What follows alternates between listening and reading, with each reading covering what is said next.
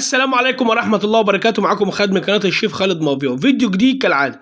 أتمنى لو أول مرة شفنا على اليوتيوب فضلا ويسر أمرا تشترك في القناة وتفعل زر الجرس عشان يوصلك إشعار بكل فيديو جديد. لو استفدت معلومة حتى لو معلومة كانت بسيطة يا ريت ما تنساش تدعمنا بالاشتراك الجميل واللايك. هنخش في موضوع الفيديو على طول من غير مقدمة عشان ما نطولش في الفيديو. طبعا احنا النهارده جايب لكم طريقة توضيب الكباب أو استخراج الكباب من الخروف أو من فخدة الخروف. هنعمل تشفية الفخدة. تمام، تشفية الفخذ احنا عملنا فيديو مخصوص للتشفية فقط، ولكن احنا حبينا برضو عشان خاطر اللي ما اتفرجش على الفيديو التشفية يتابع معانا الفيديو دوت. طبعا ادي فخدة بنشفيها هنطلع منها الكباب الضاني كما يسمى في المطاعم في مصر، المطاعم المشهورة، المطاعم اللي هي الكبيرة كقصر الكبابجي او كأي مطعم مثلا صبح كابر او اي مطعم من المطاعم اللي في مصر مشهورة سواء في القاهرة أو في اسكندرية أو مصر عموما. الكباب على أصوله كما يسمى في المطاعم المصري المشهورة أو في الدول الخليج. في ناس بتقول عليه أوصال وناس بتقول عليه شقف، أو يعني بيسمى في دول الخليج أو في مصر بمسميات كتير، ولكن احنا في مصر بنقول عليه الكباب الضاني. طبعا دي تشفية فخدة ضاني اهو يا جماعة، هنشفيها من العظم نهائي زي ما حضراتكم شايفين، وبعد كده هتخش التلاجة تتشمع في غرفة تجميد، وبعد كده لما بتطلع بتبقى مثلا لمدة ساعة في التلاجة بتتوضب كباب ضاني. طبعا احنا شفينا الفخدة كلها من العظم، هنبدأ نوضبها مع بعض كباب ضاني على أصوله. نقول لكم التتبيلة الرائعة لو انت حابب تعمل ده في البيت، الكباب تعمله في البيت ويكون بنفس الطعم بتاع المطاعم، امشي بالخطوات دي وان شاء الله هتوصل لدرجة عالية جدا او درجة كبيرة جدا من الطعم بتاع المطاعم، وتعمله في البيت كمان لو انت حابب تقعد في البيت وتعمل سهرة جميلة او جو حلو في البيت عندك. طبعا هنخش طرق التوضيب يا جماعه بتكون مختلفه تماما غير طرق التوضيب بتاعه البيت. لو لاحظت معايا ان الجزار او الشيف بتاع المطعم بيكون مختلف طبعا عن الجزار بتاع المحل او الجزار الافرنج، ولكن هو بيكون برضه عنده خلفيه بنسبه 70 80% او 50% 60% عن التوضيب الكباب. ممكن يشفيها لك من العظم وممكن برضه يوصلها لك لنفس الدرجه ديت من الكباب، وتتبل انت في البيت وتشوي في البيت. تمام. اول حاجه احنا بنفصل الفخده الضاني. طبعا خلي بالكم ظاهره جديده من الفيديوهات على اليوتيوب، خلي بالكم منها ضروري جدا. ظاهره من الفيديوهات.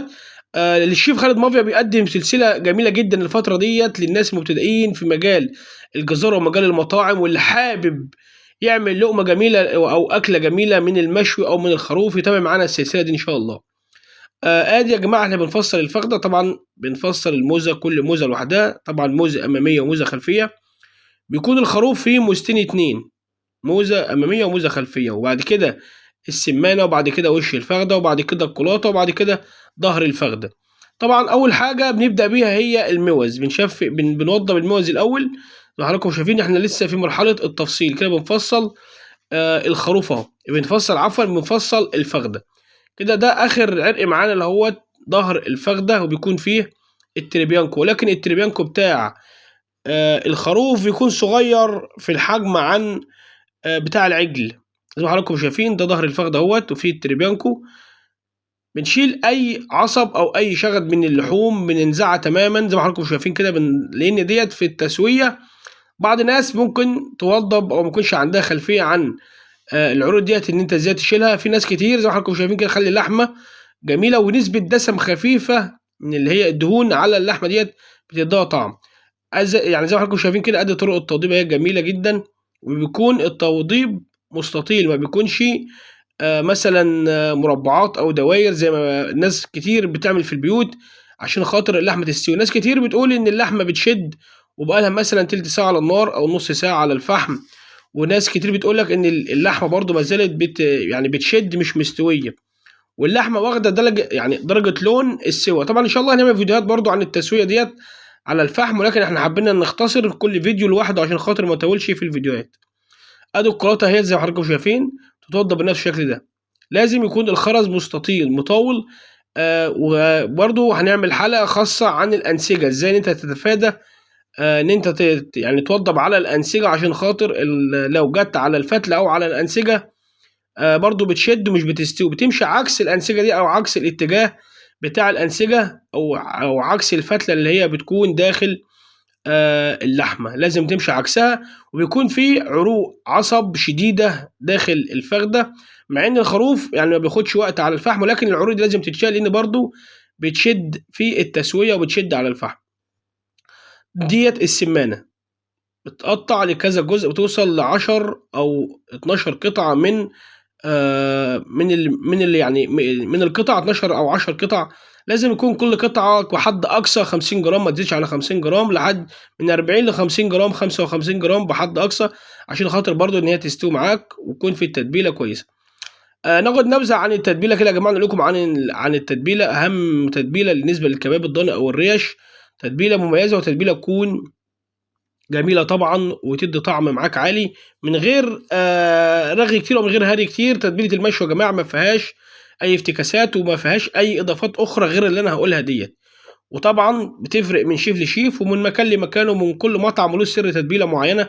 ولكن أفضل تتبيلة للحوم أو أفضل تتبيلة للمشوي اللي هي بصل، اللي هو الأحمر بتاعنا. تمام. ولنا في اخ سعودي كان سالني ان البصل عندهم في السعوديه بيكون طعم المراره بتاعته عاليه، لان طبعا البصل في السعوديه ممكن يكون يختلف عن هنا شويه. ولكن هو بيقول لي احنا عندنا 3 انواع: بصل احمر غامق، وبصل لونه ابيض، وبصل احمر بس فاتح. بيقول لي عندنا بصل بيكون نسبه المراره عنده عاليه شويه، ولكن ده بيكون من البصله نفسها. لو بتكسر الحاجز دوت بمعجون طماطم او صلصه مع ملح، نسبه المراره ديت هتخف شويه.